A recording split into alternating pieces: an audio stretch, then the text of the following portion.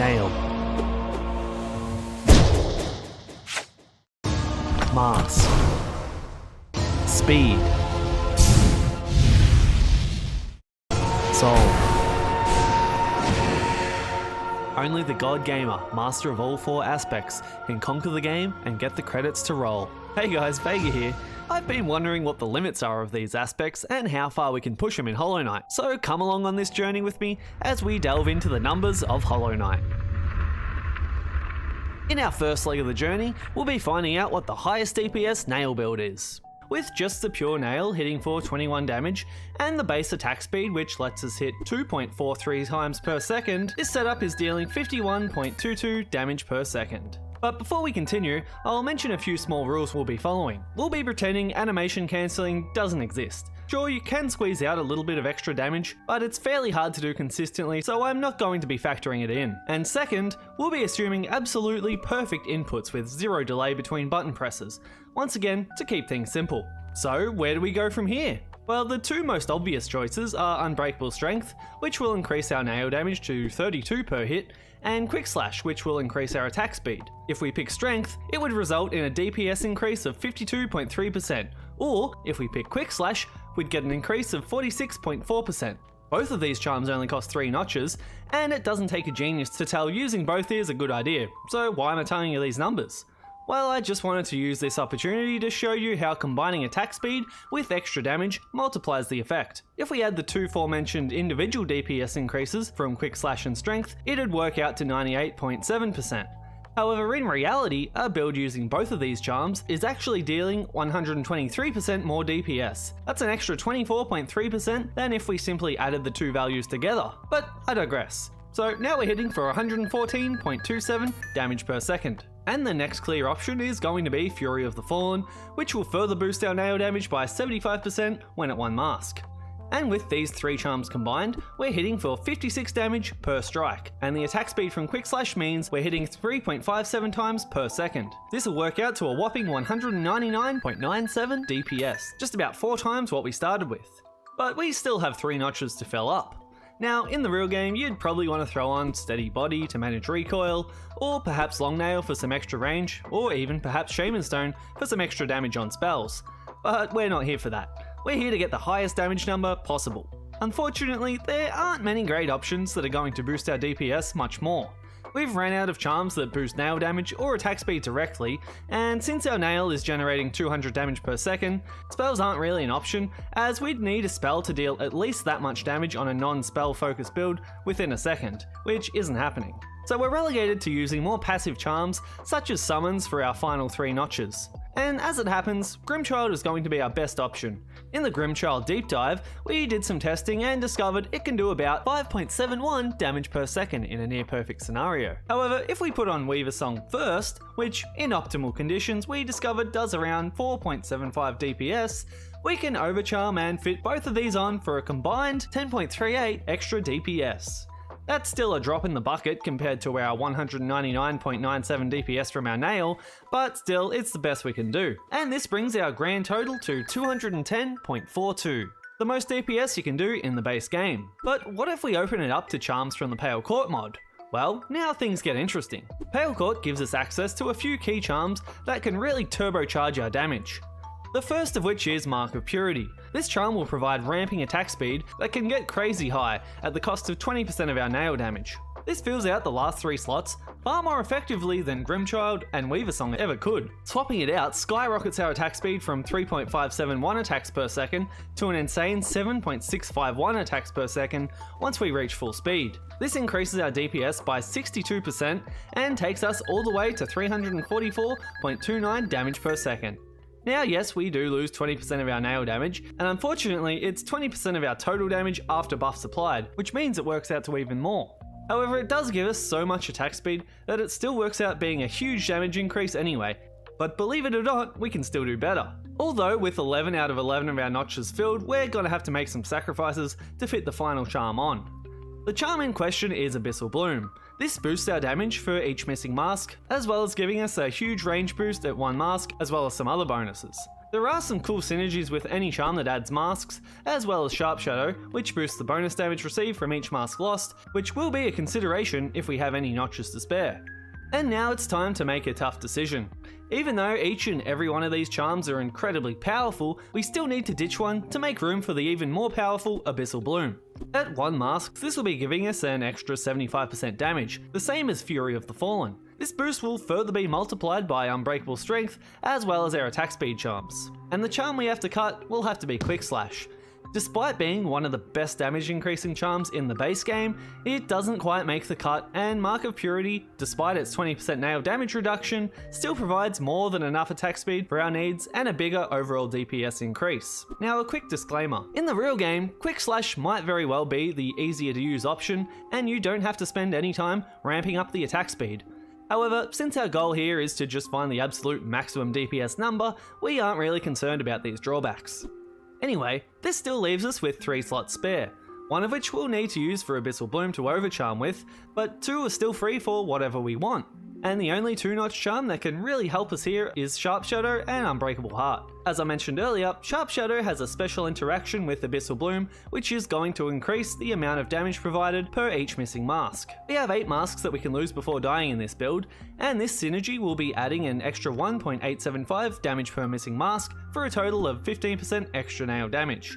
Unbreakable Heart, on the other hand, will just allow us to lose 2 extra masks. We're already getting 9.375% damage boost for each missing mask, therefore this provides us with an extra 18.75% damage boost, which slightly beats out Sharp Shadow by 3.75%, so onto the build it goes. And now of course the final touch. Using the final notch will be overcharming the massive 5-notch cost of Abyssal Bloom. Now all we need to do is lose masks until we have 1 left to trigger all our damage bonuses. And there we have it. We're now hitting for 69 damage per hit, 5.88 times every second when fully stacked, meaning we've cracked the 400 DPS barrier with a whopping 405.79 damage per second.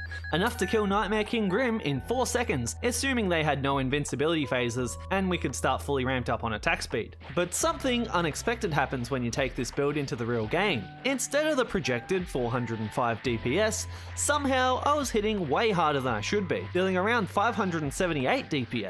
So where was this extra 172 DPS coming from? Had I messed up the calculation? Was my recording software messing with the results? What's going on here? After I confirmed the damage per hit was 69 as expected, I went frame by frame and calculated how many hits per second we were landing. It should be 5.88, however what I found in the footage was 8.38 attacks per second, way more than it should be. And that's where I found it. Shout out to Tea Time for helping me figure this one out, but it turns out there's an unintentional interaction between Mark of Purity and Abyssal Bloom that was causing additional hits to occur. You see, Mark of Purity has a hidden effect that alters the duration of the enemy's iframes. Without this, the Knight would be able to attack faster than the iframes take to expire, and most of your attacks would deal no damage. And at the final form of Abyssal Bloom, the Knight's attack hitbox lingers a bit longer than normal. This combination means the hits of Abyssal Bloom can often deal damage 2 times per strike, and I found this occurred roughly 40% of the time. This of course threw off all my calculations for this build. And with this newfound interaction, this build is now hitting for 578.54 damage per second. This is the highest possible DPS you can achieve with the base game in Pale Court, but I can't help but wonder, what if we had just 1 more notch and we could get Quick Slash back on instead of Unbreakable Heart? What would happen then? Well, let's try it. Our attack speed cap would skyrocket back to 7.65 attacks per second, increasing our DPS to 489.66. At least that's what I planned on saying before we discovered this special interaction. But not only does the previous build with 1 less notch have a higher effective attack speed of 8.38 attacks per second, but the double hit effect from Purity and Abyssal Bloom, which is so reliant on the precise timings and duration of our attacks to work, gets a bit messed up. We still do double hits, however, due to the timing, making the second hit come in slightly earlier, it causes our next swing to sometimes miss. I won't go into the exact details, but this results in us only landing 7.06 attacks per second, decreasing our DPS compared to the expected 489 down to 452. But what if we went even further beyond?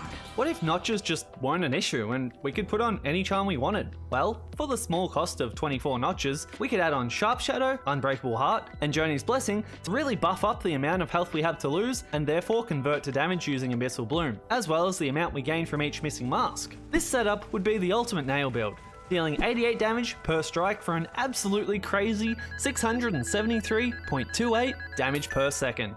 And finally, if we put on literally every single charm in the game and pretend things like Dream Shield and summons are hitting as often as possible, we can work out that we'd be hitting for roughly 728.86 damage per second, which is an extra 55 DPS on top of the previous nail only build. Now that's a lot of damage, but it does beg the question, where do spells fit into this? Well, there are 3 different spells in Hollow Knight, each with their own damage and animation times. It's easy enough to figure out how much an individual spell deals, but I want to find out how much consistent damage a spell build can deal if played to perfection. This includes not only the spells themselves, but also the nail strikes needed to generate the soul required to keep feeding our casts. But let's not get ahead of ourselves. First, let's introduce the spells themselves.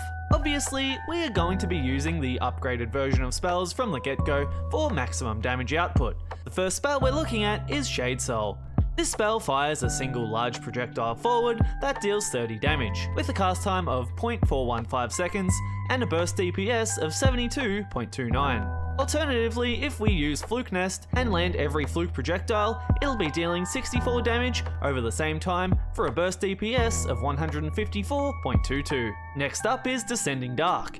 This spell causes the knight to dash downwards, creating a large explosion upon impacting the ground, and granting the knight brief damage immunity. This spell is made up of multiple hits, including damage from the direct impact, the explosion, and then the shockwave. If all 3 parts hit, it'll deal 65 damage and take a minimum of 1 second for a DPS of 65. And finally, we have Abyss Shriek. This is the highest damage spell of the 3, but arguably one of the hardest to hit. This spell creates an explosion above the knight, dealing 80 damage and taking 0.6 seconds to cast for a burst of 133.33 DPS. And if all we're doing is spamming spells back to back, these figures should give us a good idea of how much damage we're dealing per second. But of course, to cast these spells in the first place, we'll need to get soul somehow, be it through nail strikes or the dream nail. So how much DPS are we dealing if we take this into account? So I got to work on a spreadsheet to figure out just that. We can swing our nail once every 0.41 seconds, which will deal 21 damage and generate 11 soul. All spells cost 33 soul, meaning 3 nail strikes for every cast. One other thing to take into consideration is we can animation cancel our nail strikes with a spell, shortening the duration to 0.11 seconds from 0.41 seconds if a cast precedes it. With all these figures in mind, I inputted them into my spreadsheet and started us off with 0 soul in the gauge. I then simulated each attack's damage, duration, and how much soul it left us with, and kept going until I got back to 0 soul, which would signal a complete loop to ensure the amount of casts and strikes was as accurate as possible. And this is how it played out. We do our first strike, taking 0.41 seconds and giving us 11 soul, and then our second strike happens, taking the same time and getting us to 22 soul.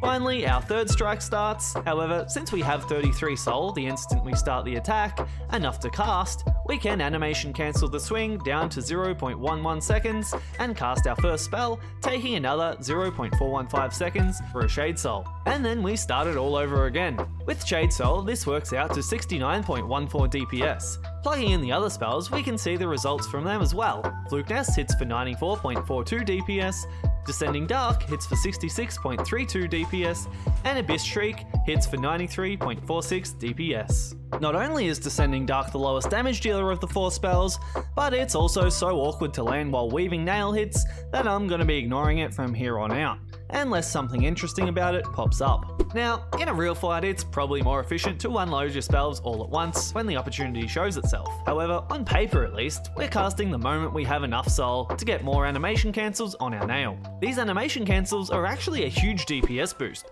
spiking to 190.9 DPS each time we do one. This also means we never get to the point of filling our reserve soul vessels, which benefits us, as we get reduced soul per hit once the main vessel is full. These numbers provide a good baseline, but we can't call this a spell build without using any actual charms. So what we're going to do now is go through each spell charm and see how it affects the numbers, going from the lowest DPS and working our way up to the highest DPS build. The first of these charms is going to be Dream Wielder. This will speed up our Dream Nail animation as well as double the amount of soul it gives to 66. Now don't get me wrong, in a real world scenario, Dream Wielder is pretty amazing, especially for only one notch, but in terms of paper DPS, it surprisingly falls a bit short. I think mainly because it contributes no damage by itself and gets no benefit from animation cancelling with spells. Oh, and it also takes a pretty hefty 1.1 seconds to use, even with this charm equipped. The rotation looks a bit different with this charm as we aren't using nail strikes. Instead, we're dream nailing once for 66 soul, then double casting a spell and rinsing and repeating. Up next, we have Soul Catcher. This will give us an extra 3 soul per hit for a total of 14. If you're one of the few people who have watched my charm tier list, you'll know I'm not really a big fan of this charm, but it does still give us a nice little bump in DPS to this spell weaving build. But it does let us cast one swing quicker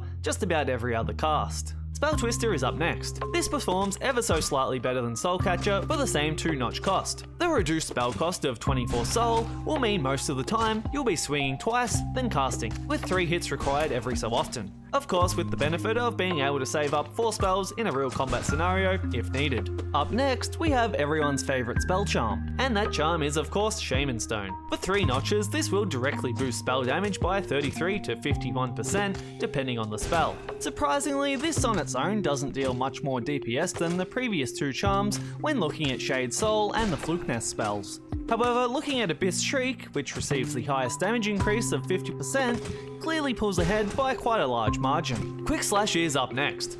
This is going to increase our nail attack speed by 46%. Now, this toes the line of what I'd consider a spell-related charm, but faster hits means faster soul generation, means more spells, so I thought I'd better at least mention it. This attack pattern looks identical to the base, except our nail slashes are, as you guessed it, quicker. Either way you slice it, this charm outperforms the previous charms, at least on paper, by a decent margin. But of course you'll be lacking the burst Shaman Stone provides in a real world scenario. Getting back to more traditional spell charms, we have Soul Eater. For 4 notches, we'll be getting 19 soul per hit, which is pretty insane. This thing does some work. Taking a look at the loop, you'll notice for the most part we can cast the spell every 2 nail hits, and even better than that, 26% of the time, we're able to cast in a single hit, making great use of spell animation cancels. But how does this fare against the combined might of Spell Twister and Soul Catcher that also cost a combined 4 notches?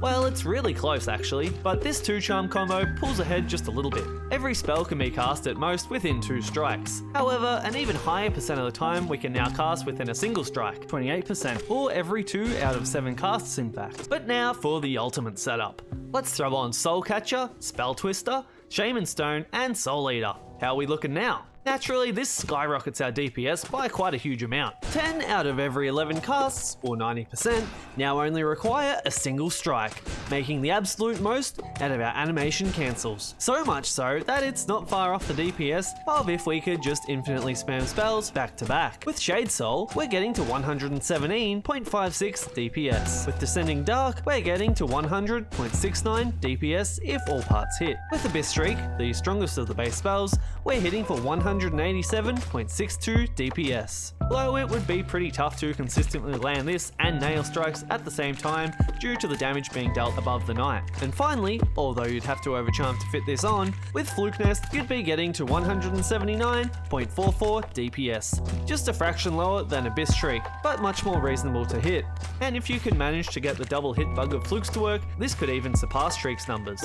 Interestingly enough, both Descending Dark and Shade Soul in this setup exceed the DPS of just purely spamming spells back to back, and that's purely due to the crazy DPS of the animation cancelled nail strikes. So why is Quick Slash absent from this build, despite it performing so well when we tested it solo? Well, since 90% of our strikes are now animation cancelled by spells, it means Quick Slash really doesn't have much impact and gets outperformed by every other charm. Again, at least on paper. Now I will mention that if you want to save some notches, taking off Soul Catcher can get you most of the way here anyway. You'll only lose around 7% of your DPS, which is probably worth it for some extra comfort. How does this compare to a nail focus build? For the base game, our highest possible nail based build did just over 199 DPS. However, it did have a few spare slots for utility, which could be used for more damage via summons. If we're using these figures, nail builds are the clear winner. The damage is easier to land, it has slightly higher output, and it has a few free notches to play with. And this isn't really all that surprising. Similar to nail arts, spells are more about burst damage, as well as range and hitting multiple targets, which is extremely valuable in the right circumstances. And this value isn't really reflected on paper. Yes, I could calculate the DPS if you're hitting multiple targets, but let's be honest here, the only time you really care about maximizing your damage is against bosses, so there wouldn't really be much point. But spell builds haven't quite lost yet. One thing we could do to even the playing field is exclude Fury of the Fallen from the nail build. If we're being honest, only a small percent of us can actually make use of this charm, so it's sort of unfair to include it in the comparison. If we now compare the two builds, it flips on its head. A nail setup without Fury of the Fallen would now be hitting for a maximum theoretical damage of 114 DPS. Far lower than most of the spell setups, although with the trade-off of now having 5 spare notches to play with, which maybe I'll make a video on about hybrid builds in the future. But stick around because we're not quite done yet. You probably know by now I love to include the fan-made DLC Pale Court in these videos. Pale Court has a charm called Boon of Hallownest that upgrades spells to their pure versions. These spells are harder to land generally, but even further increase their damage at the cost of 4 notches. So how do these impact things? We're not going to go quite as in-depth as the base game spells, otherwise we'd be here all day. But let's see how much it does on its own, as well as the highest possible DPS setup. For Boon of Hallownest alone, we can see it's already the largest single charm increase by quite a large margin. Comparing a Shaman Stone Empowered Abyss Shriek, which was hitting 119 DPS, Boon blows it out of the water and hits for a whopping 132 DPS. And it's a similar story for Shade Soul. With Shaman Stone, we were hitting for 76 DPS, and now with Boon, we're hitting for 102 DPS. So now, what's the ultimate spell build including Pale Court charms? Well, we'll be using Shaman Stone, Spell Twister, Soul Eater, and Overcharming with Boon of Hallownest. With this combination, we'll be doing huge damage. 195.05 DPS with Shade Soul, which is now Pure Daggers, 134.17 DPS with Descending Dark, which is now Pure Pillars, and finally, a monstrous 247.72 DPS with Abyss Shriek, which is now Pure Blasts. And if you don't feel comfortable overcharming, then you'll want to drop Soul Eater in favour of Soul Catcher, which will only lower your DPS by around 7 to 15% depending on the spell. So now that we know how spells compare, what about the game's other source of burst damage? Great Slash, Dash Slash, and Cyclone Slash. Great Slash and Dash Slash deal the same exact damage, and while these have different uses in game, we'll be ignoring Dash Slash for the purpose of this video. Great Slash deals 250% of your base nail's damage, meaning with a pure nail, we'll be hitting for 52 damage. All nail arts take 1.35 seconds to charge up without charms, and Great Slash takes a further 0.4 seconds to complete the swing, for a total duration of 1.75 seconds. Now, before you leave a comment, yes, I'm aware the ideal way to use nail arts is by charging them up during downtime, essentially removing the initial 1.35 second windup. But don't worry, we'll cover that later on. So we're hitting for 52 damage over a period of 1.75 seconds. That works out to 29.71 damage per second. If we instead spent that 1.75 seconds just spamming the nail attack, we could have hit the enemy 4.26 times, for just under 90 damage instead.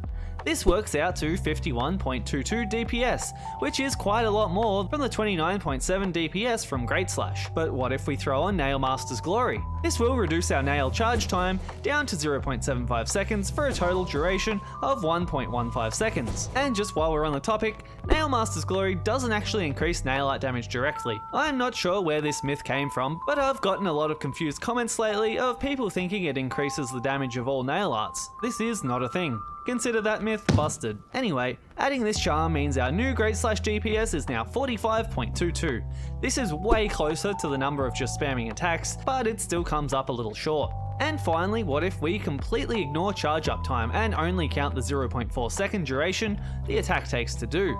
Well, this skyrockets the DPS to 130, leaving our 51 DPS from nail spam in the dust. Of course, this isn't spammable, as it only applies if you're charging the nail arts at times you couldn't otherwise be doing more damage, but it's nice to see exactly how well it pays off. But nail spamming has a trump card up its sleeve.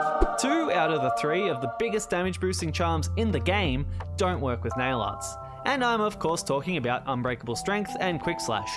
Both of these charms are a massive DPS boost to nail spam, offering a combined 123% DPS increase.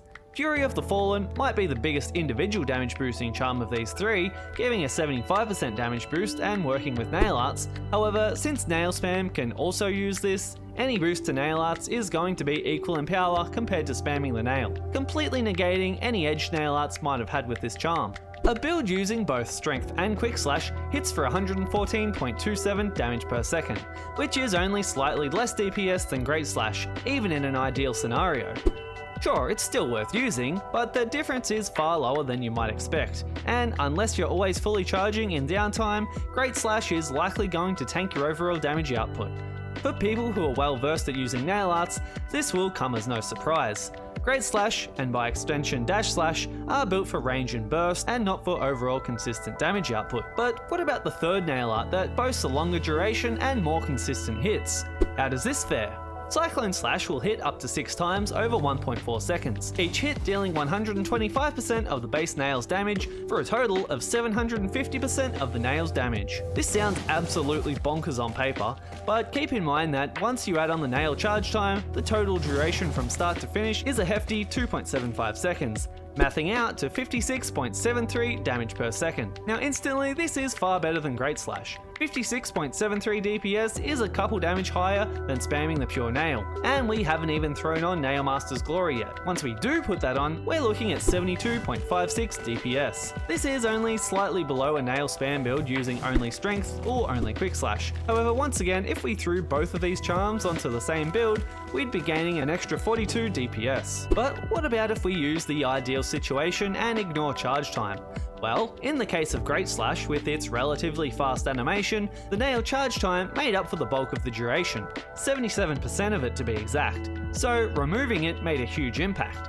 Cyclone Slash, on the other hand, has an extremely long animation that makes up 51% of the total duration, meaning the impact, while still a respectable amount, is a bit watered down, giving us 111.43 DPS when all is said and done. Still a bit lower than Quick Slash and Strength nail spamming for 114.27 DPS. This means if you're running these two charms, you should literally never be using Cyclone Slash, except in cases where you can hit enemies on both sides, and those scenarios are few and far between.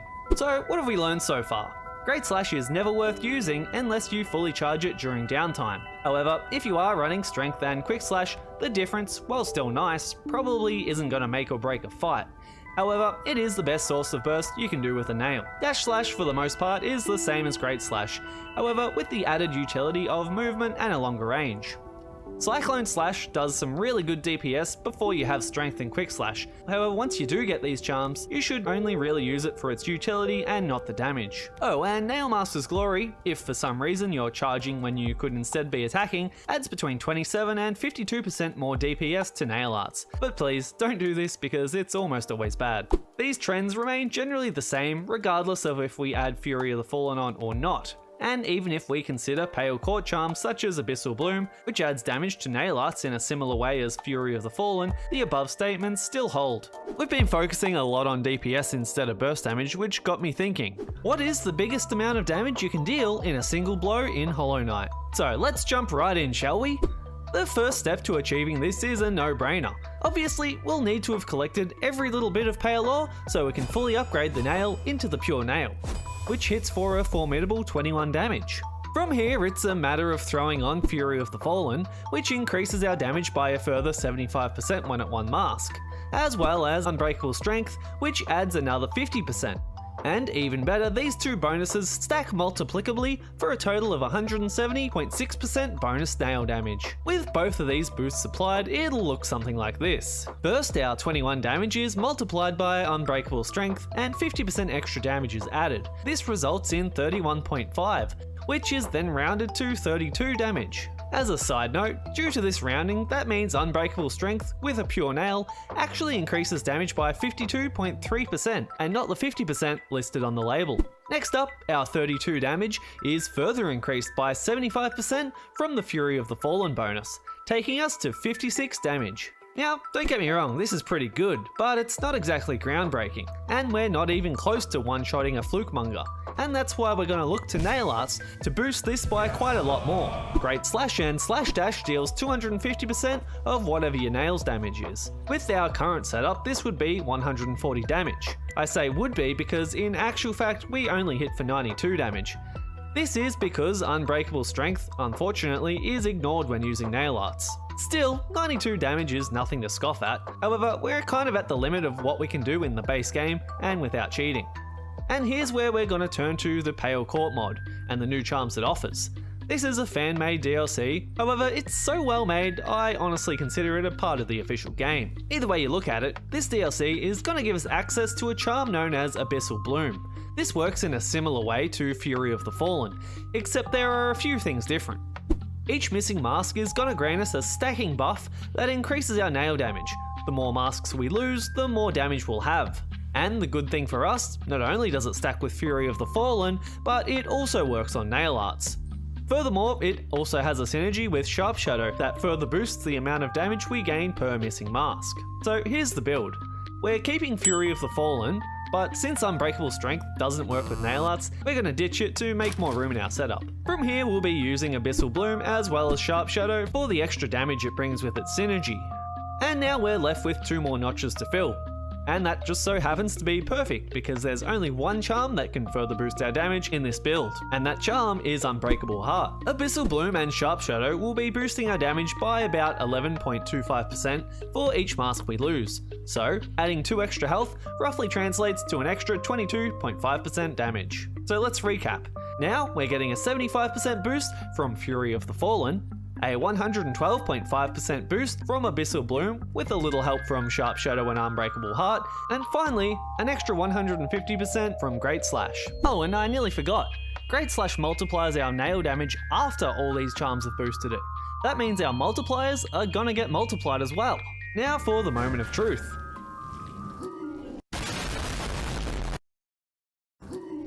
And there we have it, a 150 damage Great Slash. That's a total boost of 614%, or just over 7 times the damage of our base nail. Pretty incredible if I do say so myself. There is one build that can theoretically give us even more damage than this. However, unfortunately, there's a bit of an in-game bug with the charm interactions, and it doesn't calculate as it should. So I won't be able to give you a genuine look at it in action, but still, the video wouldn't feel complete without showing it off somewhat, so let's go over it. And you never know, maybe it'll get fixed someday. The build in question isn't too different to the one we just mentioned. The only difference here is we'll be squeezing on Joni's Blessing and Overcharming. Why Joni's Blessing, you may ask? Well, the reason's simple. Joni's Blessing Lifeblood masks actually count as real masks as far as the Abyssal Bloom damage buff is concerned. This means we can lose even more masks and therefore gain even more damage. With Joni and Unbreakable Heart, we end up with 16 masks of damage, meaning we can lose 15 before getting to 1 health for an even bigger damage boost. There is one obstacle we have to get around though. Remember, we need to overcharm to fit in Joni's Blessing, meaning we take 2 masks of damage every hit, and we also have an even number of masks. See the problem I'm getting at? We need to find a way to lose 1 mask while overcharmed, otherwise we can never get to exactly 1 mask and achieve our full damage potential. But don't worry, I have a workaround. It turns out if you fall into spikes while you have iframe still active, you'll only take 1 mask of damage even when overcharmed. Using this trick, we can get ourselves to exactly 1 mask. So now with our 15 missing masks, Abyssal Bloom is giving us approximately 168.75 bonus damage. Add on the boost from Fury of the Fallen as well as Great Slash, and now we're hitting for a grand total of 134 damage. Yeah, unfortunately something in the calculation bugs out and we somehow lose damage here, but through the power of editing and cheats, let's see what we should be hitting for. Ta-da! 184 damage, assuming my math's correct. That's 776% more than base, or the equivalent of 8.76 strikes of the pure nail. Now look, we've been straying further and further away from Gorb with each improvement, starting from base game methods, then to a mod, and then to a build in the mod that kinda doesn't actually work, so screw it. We might as well go all the way and just outright cheat. Let's add just a little bit of extra nail damage using the debug mod.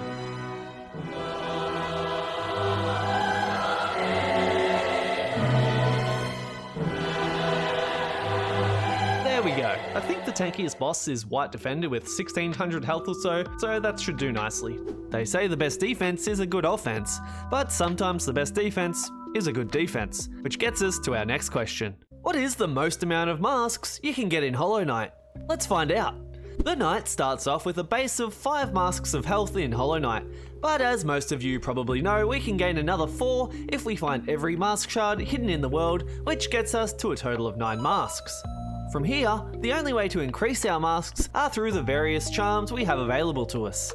The most obvious first choice is Unbreakable or Fragile Heart, which gives us a bonus 2 masks and takes us from 9 to 11. Journey's Blessing is our next best choice. This will boost our total masks by 40% rounded up, as well as converting them all to Lifeblood. And as a bonus, this also applies to the 2 masks we got from Unbreakable Heart, meaning we're now at 16 masks. The next 2 charms aren't affected by this 40% boost, but they'll still be adding a decent amount of health to us. The first of which is another 2 Lifeblood masks from Lifeblood Heart. And finally, Lifeblood Core gives us a generous 4 extra Lifeblood masks, for a grand total of 22 masks. Some of you might be thinking this is as high as we can get.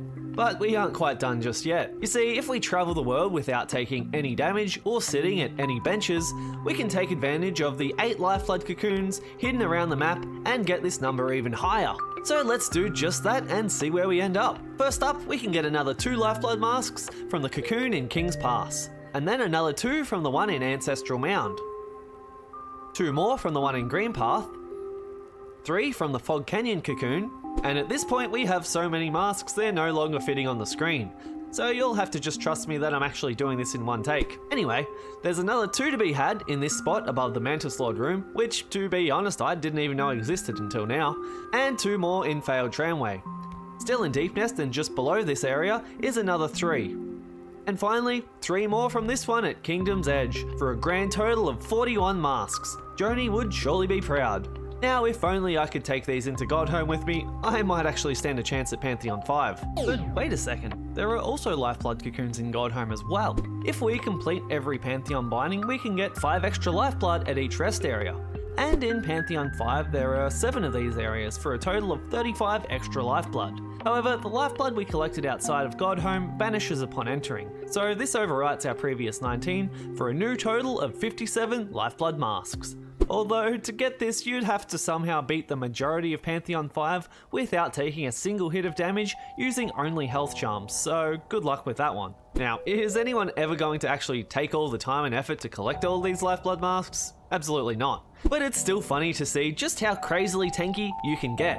But what if we could just avoid damage altogether and didn't need to be tanky? Well, that brings us to our final question. What's the absolute fastest you can go in Hollow Knight? Let's find out. Normally, I'd go through each build and give you the stats of each, but considering today's topic is move speed, I thought this is a perfect opportunity to have a race to decide the winner instead. So we'll be creating 3 teams of 3, each team representing a different movement style. Teams will be made up of 1 rookie, 1 expert, and 1 master. The rookie won't be able to use any charms or abilities at all, and will be relying purely on their team's signature style. The expert, on the other hand, can use absolutely everything from the base game to improve their speed.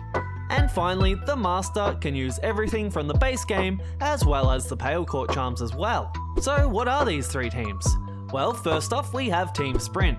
This team is all about, well, sprinting. They won't be allowed to use dash or any other special abilities, only the basic move function. Next up is Team Dash. This team will be focused on spamming dash. Obviously they can still run when dash is on cooldown, but other than the basic dash they can't do anything else. And last of all, we have Team Wildcard. Unlike the other teams, this team isn't focused on one specific mechanic and don't really need to follow the previous rules like the other teams do. Let's go over Team Sprint first. In the rookie slot, we'll be harnessing the power of pure walking. By default, the knight has a move speed of 8.3. This number by itself is pretty meaningless, but we all have a pretty good feel for how fast this is in game. And we'll be using this number as a reference for when things speed up a bit. In the expert slot, we have a setup using Sprint Master as well as Dash Master, which, due to the special interaction between the 2 charms, gets us to 138.6% speed or 11.5. And in the Master slot, we're taking this same build but strapping on Abyssal Bloom. Once we reach 1 mask remaining, this will boost our move speed to 165.1%, or 13.7. Now on to Team Dash. In the Team Dash rookie role, much like the previous team, we'll be completely charmless. Instead of walking though, we'll be spamming dash on cooldown. We can use dash once every 0.6 seconds, during which we travel at 241% of the base speed, or a speed of 20. While it's recharging, of course, we'll be walking forwards at the usual 8.3 speed. Moving on to the expert role, the best base game build consists of Dash Master, Sprint Master, and Sharp Shadow. Dash Master reduces the dash cooldown by 33%, meaning a dash every 0.4 seconds. We also combine this with Sprint Master for the additional move speed, which we can make use of during downtime, and finally, Sharp Shadow increases the range of Shade Cloak, which we can use every 4th dash. The Sharp Shadow empowered Shade Cloak dash actually results in a higher dash speed of 28, or 337.3% move speed. And finally, in the master position, we take that previous setup and once again throw on Abyssal Bloom. Once we get to 1 mask, this will not only boost our movement speed, but it will also reduce our dash cooldown and Shade Cloak cooldown, letting us dash about once every 0.32 seconds. And that leaves us with Team Wildcard. In the rookie position, we have Shape of Oon. On its own, this is super slow, having a crawl speed of 6 or 72.3% of the base, so we'll be combining it with Deep Focus and Quick Focus. Deep Focus lets us channel for longer, and Quick Focus doubles our crawl speed to 144.6% of base, or a move speed of 12. Up next in the expert position, we have the one that you've all probably been waiting for, Crystal Heart, or as some call it, Super Dash. This one's defected from Team Dash to join the more mysterious and edgy Team Wildcard. This thing needs 0.8 seconds to charge up before propelling the knight to 361.4% move speed, or a flat 30. As for the final position in Team Wildcard, well, they're gonna keep that one a secret until the race. The team with the lowest combined overall time will be our Hollow Knight Speed Champions. Make your prediction now in the comments on which team you think will win. And now, let's get this underway. Team Wildcard takes the lead as 2 of its members rocket ahead of the pack. Descending Dark will be finishing first as Team Dash tries to keep up with Crystal Dash, but it'll have to settle for 3rd and 4th place. A bit further back we have the rookie from Team Dash going head to head with the master from Team Sprint. It's super close, but Team Sprint just barely manages to pull it off. And it looks like Shape of Oon will be slugging it out with Team Sprint's rookie for last place. It looks like the Wildcard rookie is out of soul, so won't be making up the distance anytime soon. And there we have it, folks. Now let's tally up the results. The Team Sprint members place 5th, 7th and 8th, with a combined time of 59.3 seconds. Team Dash members, on the other hand, place 3rd, 4th and 6th, with a combined time of 37.06 seconds. And finally, Team Wildcard dominated with 1st and 2nd, but then also a 9th place. Their 1st place finished in 4.45 seconds, and their 2nd place took 7.88 seconds, which makes a total of 12.33 seconds so far. But were these performances enough to carry the massive weight of their last place member? Team Wildcard's combined total score was, drumroll please, 37.78 seconds, making Team Dash the winner by the tiniest amount. And good job to you if you guessed right in the comments. Now let's check out some interesting moments and highlights in the race. The most eye-catching thing is just how insanely fast Descending Dark is. Now obviously you can only travel in the downwards direction in game, however I still wanted to show just how speedy it was compared to the other methods, and it is still technically the fastest the knight can move. It hits just over 602% of the base speed, or 50 move speed. Another interesting one was the battle between the master setup from Team Sprint versus the rookie dash setup. This just goes to show how OP dash spam is for traveling. All the charms in the game, and it was barely faster than dashing with no charms at all, which is pretty disappointing if you're a Team Sprint fan. And finally, Shape of Oon. While it did okay in the beginning of the race, once it ran out of soul and masks to heal, it got overtaken by the base walk speed, which is kind of embarrassing. The need for the knight to stop completely, just for a moment before channeling, definitely hurt its overall performance. And there we have it, the hidden numbers of Hollow Knight laid out. If you made it this far, consider supporting the channel by giving me a sub. And if you aren't sure what to watch next, perhaps check out one of these videos on screen now. Thanks for watching, and I'll see you in the next one.